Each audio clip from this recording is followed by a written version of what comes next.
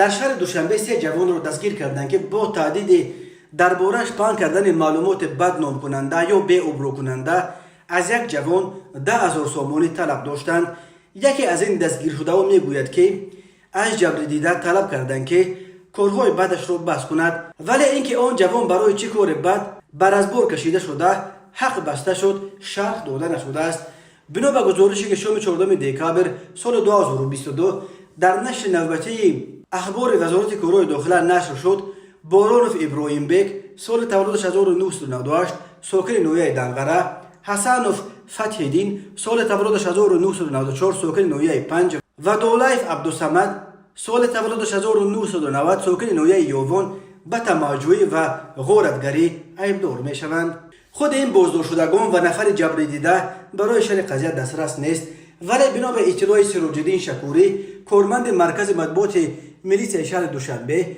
در جریان تفتیشات معاین کرده شده است که این 3 نفر سانحه 15 نوامبر سال 2022 یک جوان را برای فریب به قبط 15 یک بنای ساختمانش هنوز ناتمام در کوچه میرزا ترسونزاده نویه شاه منصور پایتخت برآورده در پی لطاکو و برای زورآوری 2 تلفن موبیلی او ارزش عمومیشان 2060 سومانی و 1340 سومانی پول نقد این جوان را کشیده گرفتند. تماجون این عمل خود را به ویدیو نیز گرفتند که چند پاره آن در این گزارش تلویزیونی نمایش داده شد. سبب بر از بار کشیدن آن جوان شرح داده نشده است. سراج‌الدین شکوری میگوید بارانوف ابراهیم بیگ